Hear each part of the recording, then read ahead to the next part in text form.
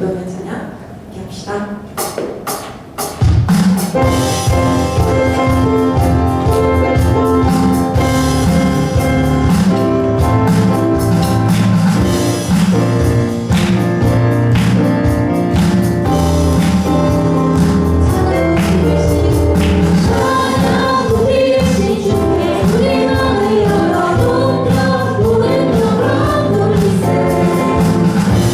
주 사랑하는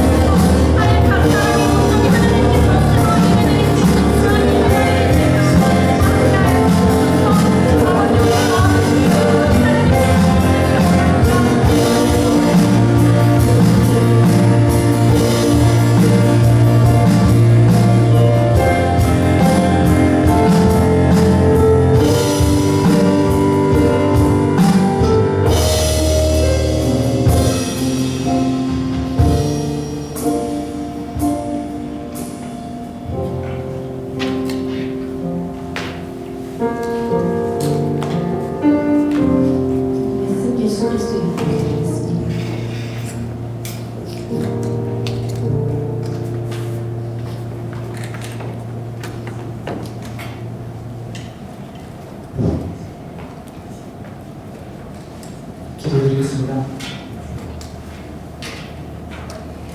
사랑과 은혜가 충만하시는 하나님 아버지, 새해 첫 주일 저희가 모일 수 있도록 하여 주시고 예배로 한 해를 시작할 수 있게 해주시면 감사드립니다. 지난 한 해 동안 저희를 지키시고 인도하신 주님의 크신 사랑과 은혜를 감사드리며 새해를 맞아 먼저 저희의 지난 잘못들을 복귀해 봅니다.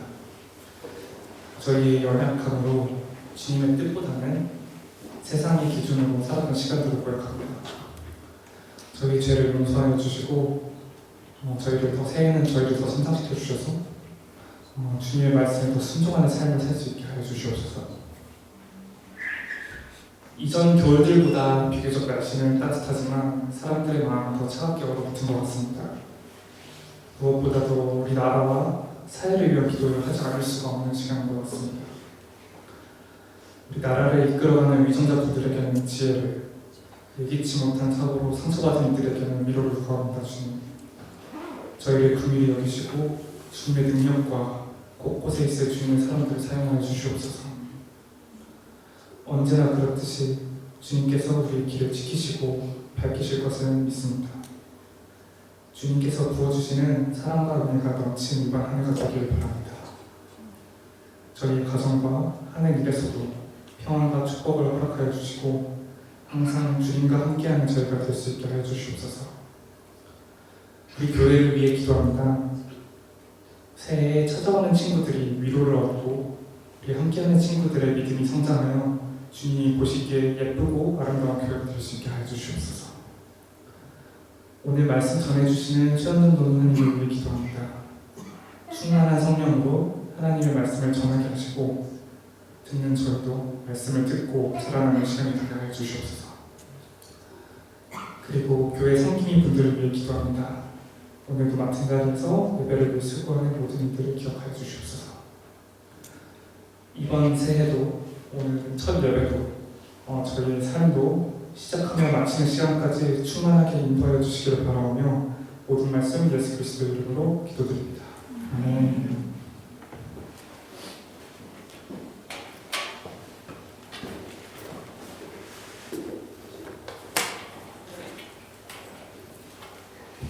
다 함께 사도신경으로 신앙 고백하시겠습니다.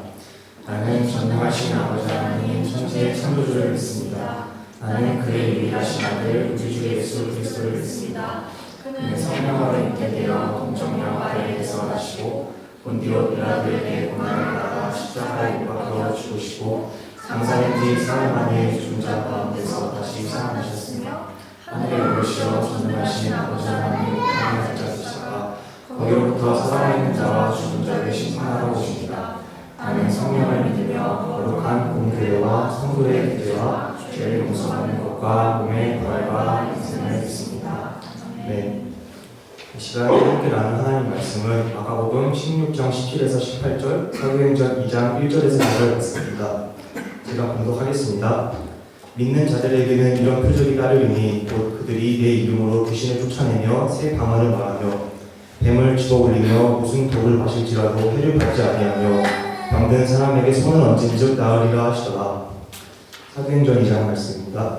오순절 날이 이미 이름에 그들이 다같이 한 곳에 모였더니 호련히 하늘로부터 급하고 강한 바람 같은 소리가 있어 그들이 앉은 온 집에 가득하며 마치 불의 혀처럼 갈라지는 것들이 그들에게 보여 각 사람 위에 하나씩 임하여 있더니 그들이 다 성령의 충만함을 받고 성령이 말하게 하심을 따라 다른 언어로 말하기를 시작하니라. 아멘. 지금 좀 전사님께서 병원에 기도 드리시겠습니다.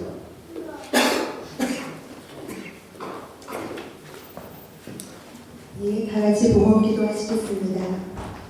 하나님 아버지, 슬픔을 가라앉히고 우리가 할 수 있는 것을 찾을 수 있는 새해를 주시니 감사합니다. 매일 새날의 해를 뜨게 하시는 하나님으로부터 받은 것들은 모두 새 것입니다. 새 날들 속에서 새로워지고 우리도 묵은 것 낡은 것이 아니라 새 것을, 새 기도, 새 노래를 주님께 드리기를 원합니다. 오늘 예배도 새 마음으로 올려드립니다. 작더라도 정결한 것을 주님께 드리는 한 해가 되겠습니다. 작더라도 자주 드리고 하나님이 원하시는 것을 드리겠습니다. 오늘 저희의 자신과 예물을 드리오니 주님 받으시고 이 땅을 새롭게 하시는 주님의 일에 사용하여 주시옵소서. 이제 말씀에 귀를 기울이고 마음을 기울이기 원합니다. 흑도가니의 7번 단련한 은과 같은 말씀으로 우리의 심령을 새롭게 빚어 주시옵소서. 예수님의 이름으로 기도드립니다. 새해 첫 주일입니다. 새해가 되면 막연하게나마 우리는 좋은 일이 생기지 않을까 하는 훈훈한 희망과 기대를 갖게 마련이에요. 그런데 올해는 불과 얼마 전 작년 말에 있었던 몇몇 사건들로 인해서 모두가 다 꽁꽁 언 마음으로 새해를 맞게 되었습니다. 가끔은 왜 똑같은 날인데 새말이라는 이름을 붙이는 걸까라는 의문이 생기기도 하는데요. 저는 제 나름대로 답을 찾은 것 같아요. 과거를 기억하되 과거에서 떠나라. 과거를 떠나 보내라. 새해, 새날은 다른 엔딩을 만들어낼 수 있는 기회입니다. 하나님께 죄를 범하고 혹시 사람들에게 실수와 신뢰를 범했을지라도 우리는 새해에 용서를 구하고 다시 관계를 회복할 수 있습니다. 상처를 받았을지라도 새해에 그 상처가 아물고 나면 우리는 다시 용기를 내서 사랑을 시작할 수 있습니다. 룻과 나오미처럼 귀중한 많은 것들을 다 잃어버렸다고 할지라도 2025년 우리는 잃어버린 한 드라크마를 도로 찾게 될 것입니다. 우리 교회도 잃어버린 양을 찾기 위해 사랑의 수고를 기꺼이 감당할 것입니다. 여러분, 사랑은 상대방에게 기회를 주는 거예요. 그러므로 2025년이라는 시간, 2025년이라는 기회는 하나님이 우리에게 주신 큰 사랑의 선물이에요. 이 귀한 선물을 받은 우리도 2025년에 나와 남에게 한 번 더 기회를 주는 사랑의 선물을 많이 베풀었으면 좋겠습니다. 나태주님의 새해 인사라는 시인데요. 시인은 새해를 또다시 365개의 해님과 달님을 공짜로 받은 것으로 표현하고 있어요. 그리고 그 위에 얼마나 더 많은 것들을, 많은 좋은 것들을 덤으로 받을지 모른다는 기대로 우리를 초청하고 있습니다. 믿는 우리는 이 새해에 365개의 해님과 365개의 달림뿐만 아니라 구약 39권, 신약 27권의 말씀의 빛을 또다시 받았습니다. 세상이 어둡다고만 한탄하지 말고 우리에게 주신 이 빛을 가지고 우리가 사는 동네만이라도, 우리가 걸어다니는 길만이라도 비출 수 있는 2025년이 되기를 소망합니다. 이제 오늘 말씀으로 돌아가겠습니다. 오늘 설교 제목이 새 방언인데요. 제목이 좀 생소하죠. 5주 전에 설교했던 뉴 캐릭터, 뉴 호프에 이어 새 방언, 새 노래라는 제목으로 설교를 준비했었는데요. 내용이 너무 길어서 오늘은 새 방언에 대해서만 나누고 다음 설교에서 새 노래에 대해서 나누게 될 것입니다. 지난 설교에서 우리는 믿음으로 의롭게 된 후 고난과 인내를 통해 하나님의 형상인 새 캐릭터가 되고 하나님 나라의 새 소망을 가지게 된다고 했어요. 성품, 소망 다 추상명사죠. 그러니 이제 이 추상적인 개념을 삶 가운데서 어떻게 풀어내야 되는가라는 질문에 직면하게 돼요.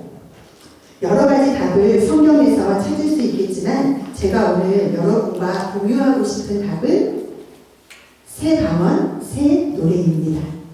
새 성품과 새 소망은 새 방언과 새 노래로 표출돼야 돼요.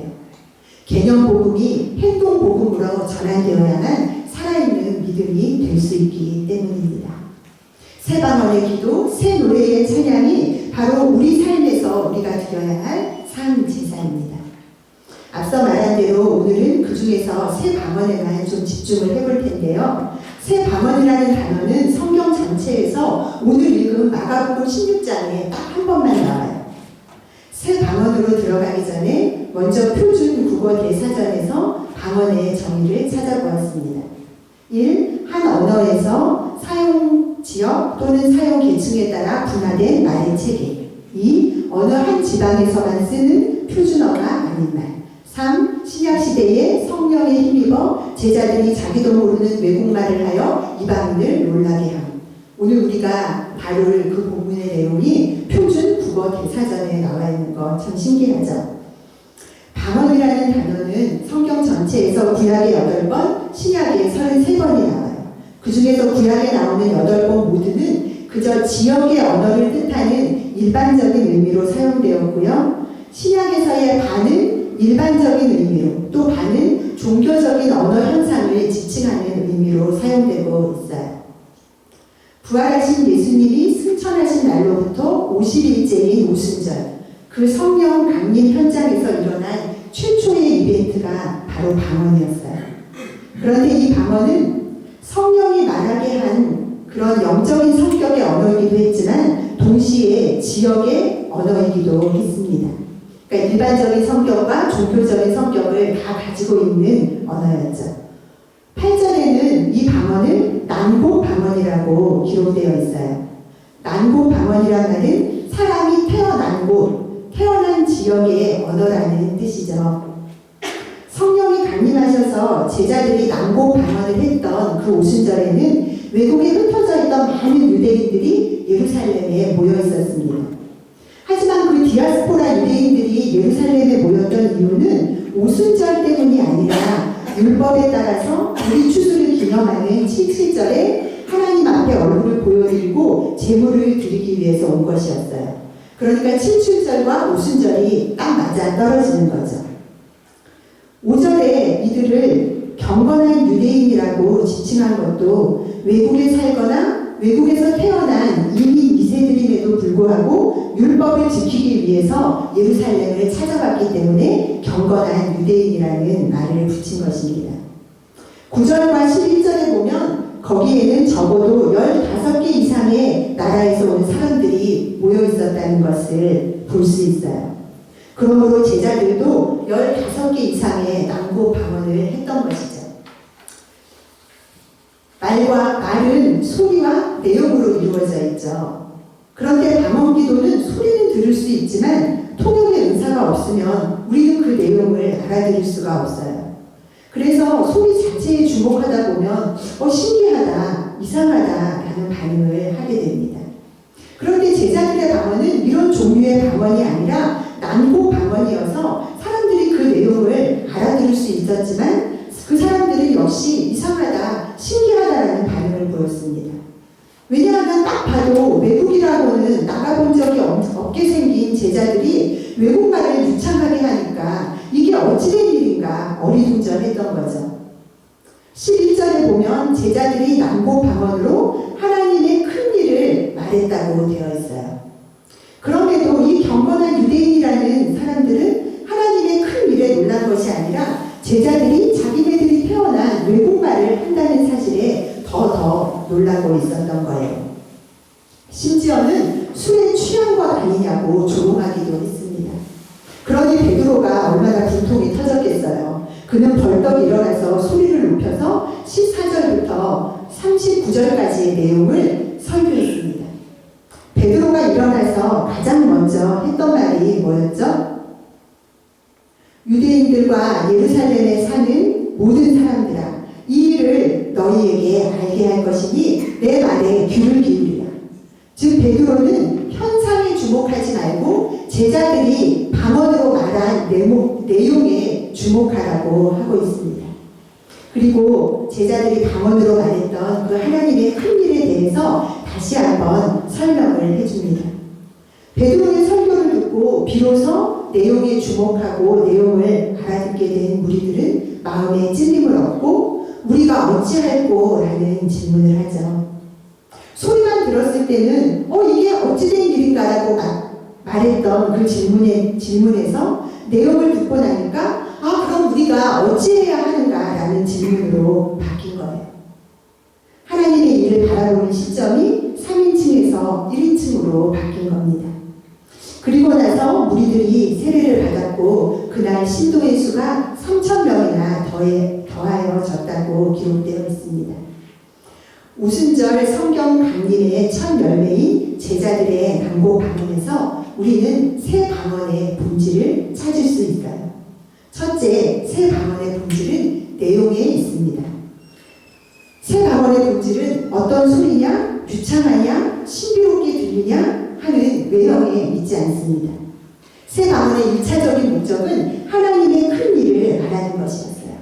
그렇기 때문에 꼭 방언의 은사를 받은 사람만 새 방언을 말할 수 있는 건 아니에요. 복음을 알고 복음을 믿는 사람들이 복음의 내용으로 하는 말이 바로 새 방언이에요. 꼭 전도를 할 때만 새 방언을 말하는 게 아니고요. 사역민을 같은 복음을 제시하지 않는다고 할지라도 우리의 일상적인 언어와 일상에서 행하는 일의 초점이 하나님의 큰 일, 하나님의 구원을 향하고 있다면 그것들은 새 방언을 말하는 것이 되는 것입니다. 메신저가 메시지를 가장 효과적으로 전하는 방법은 그 메신저가 메시지화 되는 거예요.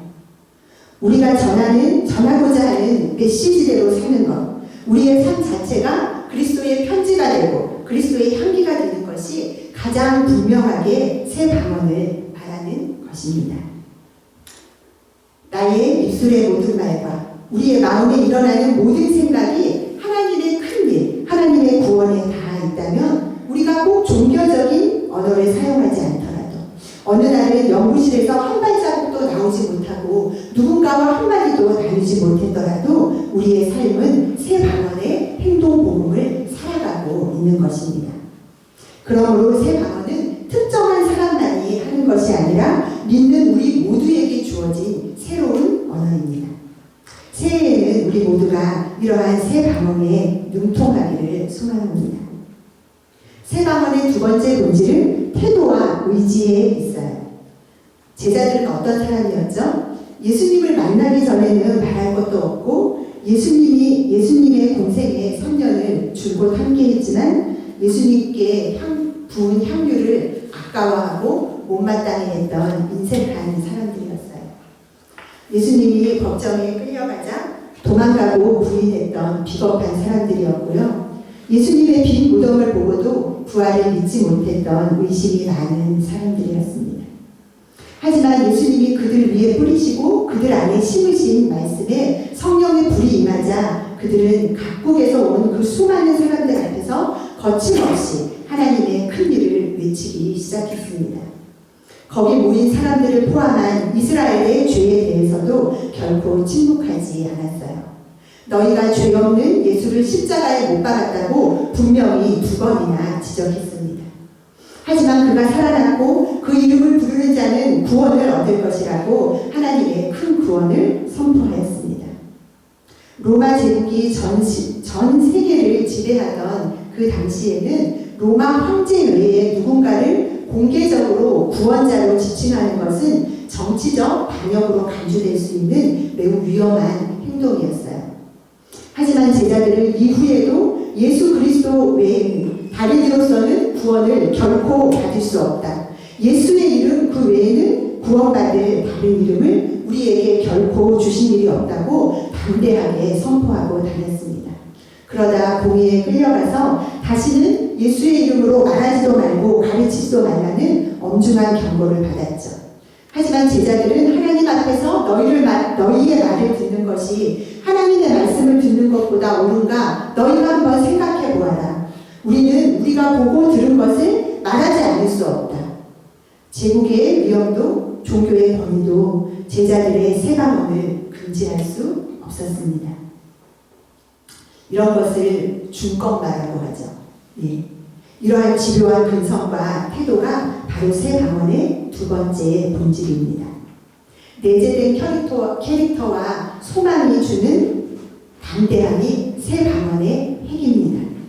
내가 듣고 보았는데 어찌 말하지 아니할 수 있는가라며 담대히 선포하는 증언이 새 방언의 용암이에요.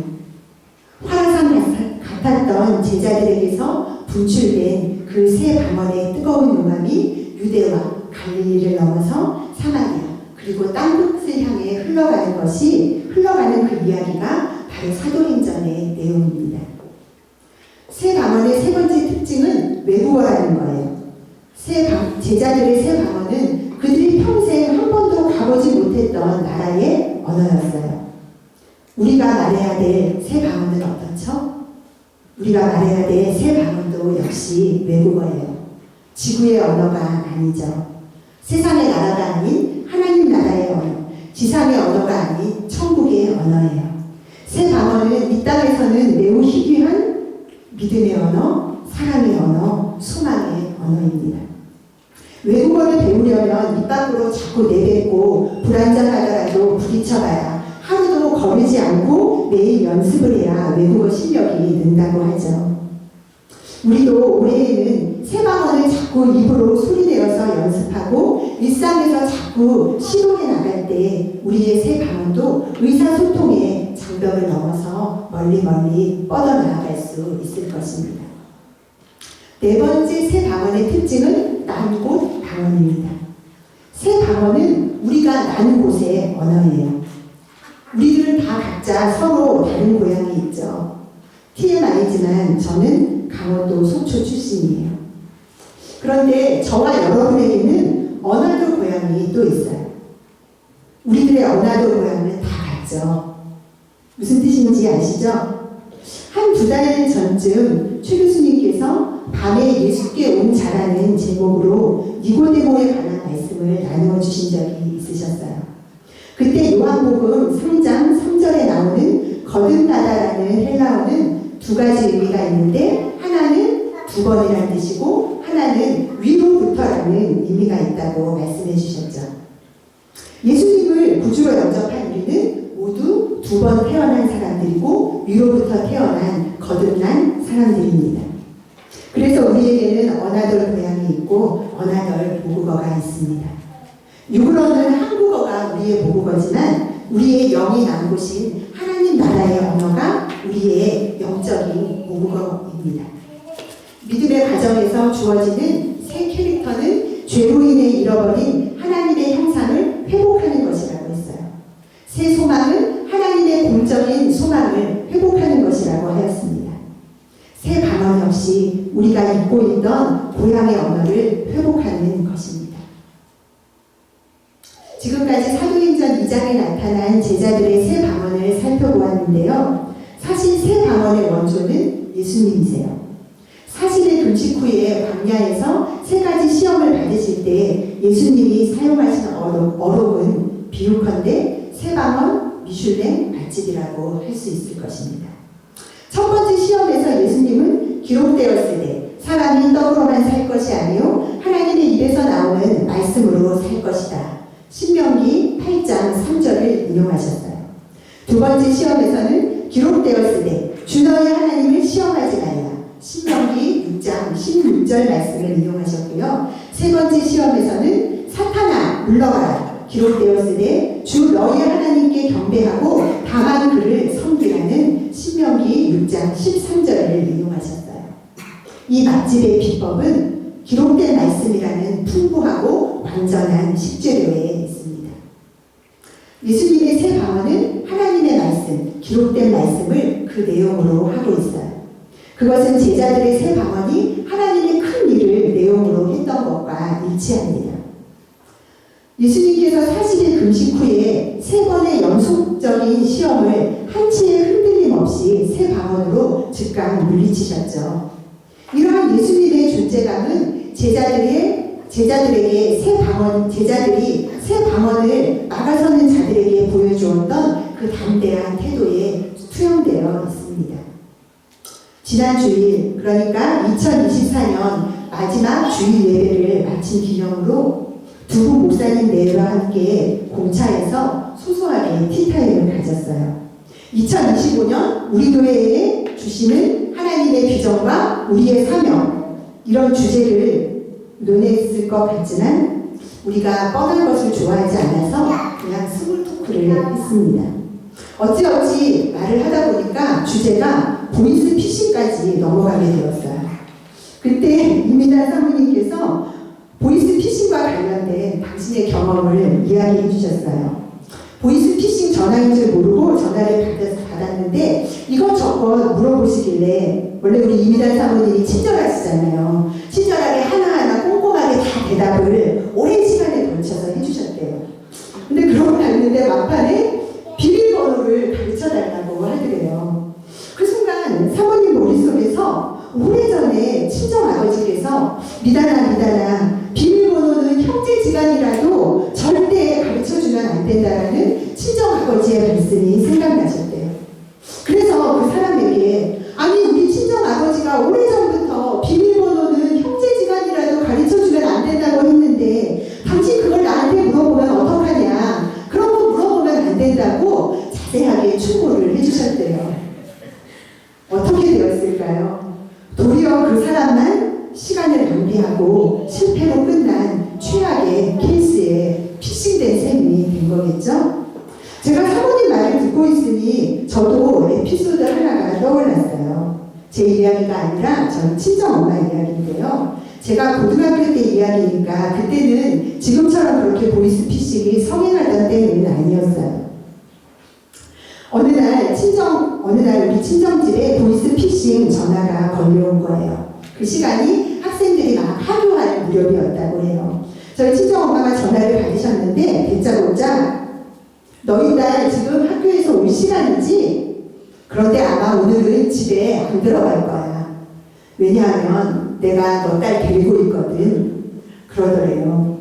정말로 제가 올 시간과 맞아 떨어지니까 저희 친정엄마가 겁이 덜컥 났는데 거짓말이래. 혹시라도 만분의 1이라도 사실이라고 하더라도 여기서 겁을 먹으면 안 되겠다는 생각이 순간적으로 드셔서 저희 엄마가 어떻게 하셨을까요?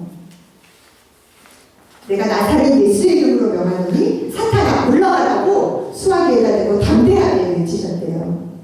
잠시 동안 아무 말이 없더니 뚜뚜뚜 전화가 끊어진 신호음이 났답니다. 저희 친정집에서 전설처럼 내려오는 보이스피싱 퇴치법이에요. 우선 넘길 수 있는 이야기지만 돌아오는 차 안에서 교훈이 하나 둘씩 깨달아졌어요. 예수님께서 기록된 하나님 아버지의 말씀을 사용하신 것처럼 사모님께서 아버지께서 이루어주신 말씀을 소중히 간직하고 기억하고 있다가 그 말씀에 유래되는 말을 걸러내신 것처럼 우리도 하나님의 말씀을 잣대로 구부러진 말, 세상에 삐뚤어진 말을 분별하는 것이 새 방언의 슬기로운 사용법이구나. 또한 세상의 거짓 위협으로부터 두려움이 엄습할 때 그 이름 외에 다른 이름을 주신 적이 없는 예수의 이름을 부르며 거짓에게 물러갈 것을 명하는 강단. 이것이 우리의 새 방언의 내용이자 새 방언의 태도라는 것이 마음에 깊이 새겨졌습니다. 마지막으로 사도행전 27장을 볼 텐데요. 사도행전 27장의 내용을 대략 요약해보면 이래요. 유대인들에게 고소를 당한 바울이 가이사라로 이송되어서 감금 생활을 하다가 나는 로마 시민이니 가이사에게 상소할 수 있도록 로마로 보내달라고 요구를 했어요. 얼마 뒤에 다른 죄수들과 함께 배를 타고 로마로 항해하던 중 풍랑을 만나서 오랫동안 바다에 표류하게 돼요. 어느 날 밤 하나님의 사자가 나타나서 바울에게 두려워하지 말라. 너는 가이사 앞에 서야 할 것이고 너와 항해하는 자를 다 너에게 주었으니 그 중에 한 생명도 잃어버리지 아니할 것이라는 메시지를 전해주었습니다.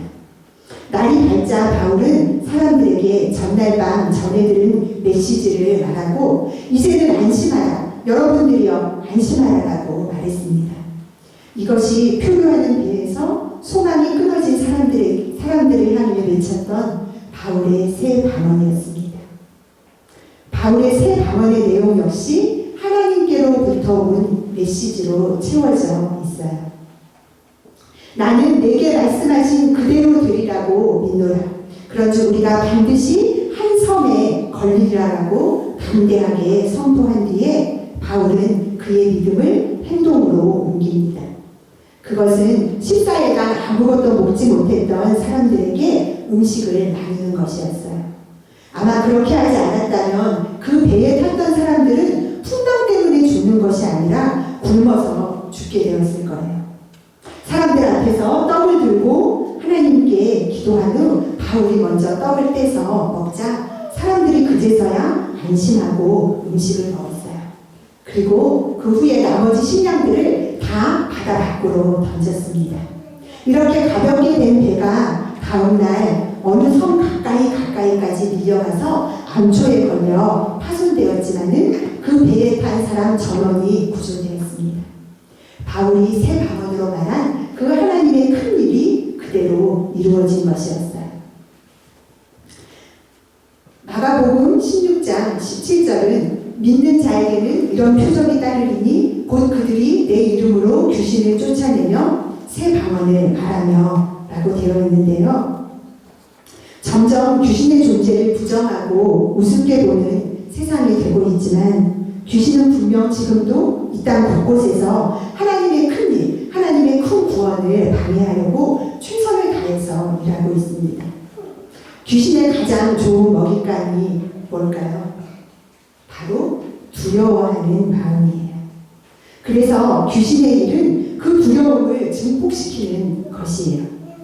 두려움 때문에 먹지 못하면 뇌에 영양분이 공급되지 않아서 분별력을 더 상실하게 되죠. 그러면 결과적으로 두려움에 더 지배를 당하게 돼요.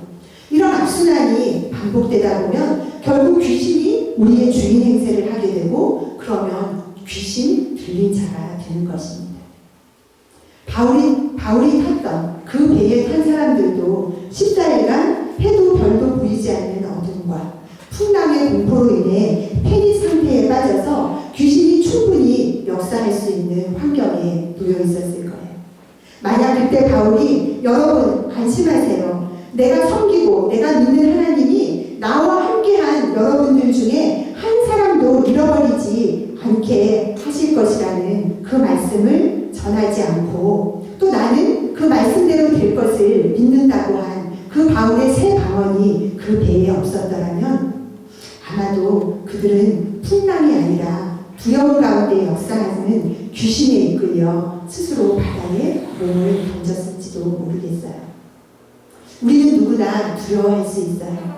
그리고 때로는 상실로 인해서 한동안 패닉에 빠질 수도 있습니다. 하지만 그때에도 우리의 주인 자리를 그 두려움에게 내어주지 않도록 우리가 가진 득표약, 새 방언을 선포해야 합니다. 2025년 우리의 표어는 너는 하나님께 소망을 두라예요. 주제 구절은 시편 42편 5절인데요. 내 영혼아 내가 어찌하여 낙심하며 어찌하여 내 속에서 불안해하는가. 너는 하나님께 소망을 두라. 이것이 바로 새 캐릭터의 입에서 나와야 되는 우리의 새 방언입니다. 그가 나타나 도우심으로 말미암아 내가 여전히 찬송하리로다. 이것이 새 캐릭터의 입술에서 터져나와야 하는 새 노래입니다. 우리를 둘러싼 현실은 바울이 탔던 배처럼 해도 달도 보이지 않는 어둠과 또 언제 끝날지 모르는 풍랑에서 표류하는 것과만 같아 보입니다. 그럼에도 너에게 주신 한 생명도 잃어버리지 않게 하리라고 하신 하나님의 말씀에 닻을 내리고 새 방언에 돛대를 올려 노저 나아갈 때 반드시 한 섬에 걸리라고 하신 약속이 우리 모두에게 이루어지기를 기대합니다.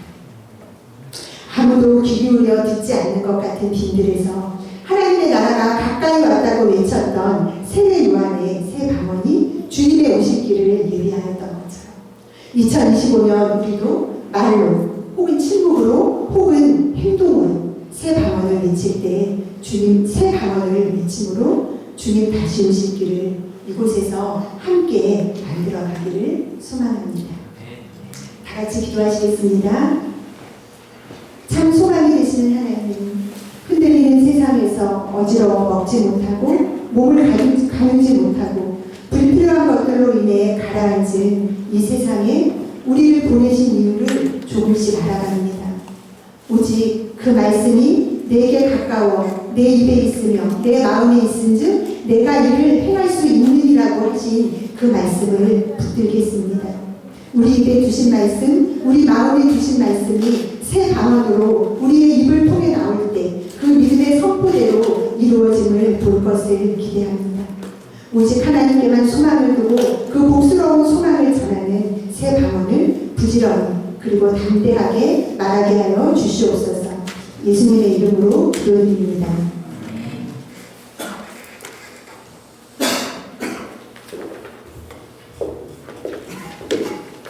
전도사님 말씀 감사드립니다.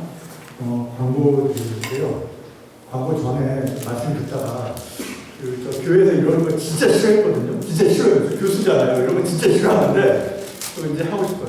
이제 저희 손을 이렇게 들고 너는 아까 슬라이드 좀 띄워주시겠어요? 너는 우리 하나님께 소망을 두라. 한번 세 번. 이거 하나님 3번 해보겠습니다. 자, 너는 하나님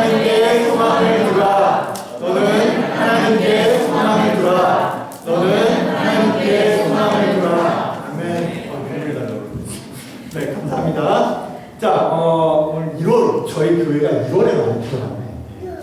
1월 생일자 우리 하나영 자매 7일, 진상현 형제 11일, 홍선아 자매 24일, 박도훈 자매 26일, 김은진 자매 30일 그렇게 있습니다.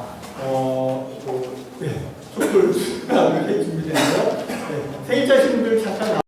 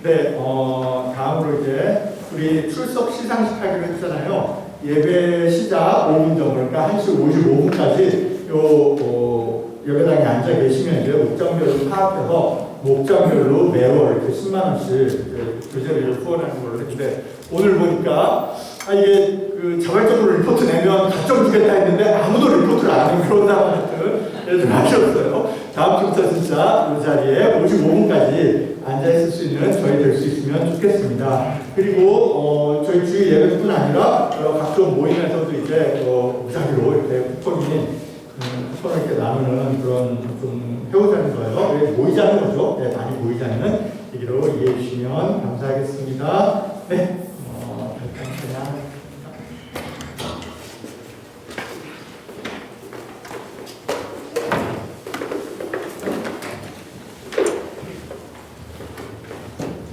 자리에서 일어나셔서 마지막으로 들어간 찬양 함께 하시겠습니다.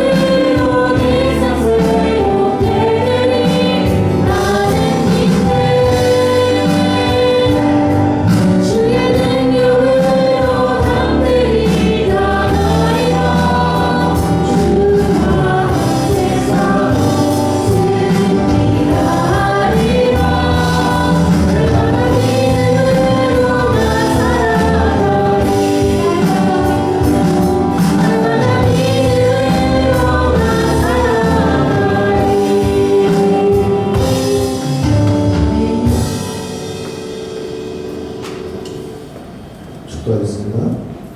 지금은 우리 주 예수 그리스도의 크신 은혜와 하나님 아버지의 청량할 수 없는 크고 깊고 넓으신 사랑하심과 성령 하나님의 감화 감동인도 충만하신 귀한 은혜가 2025년도를 맞이하여 하나님의 그 큰 일을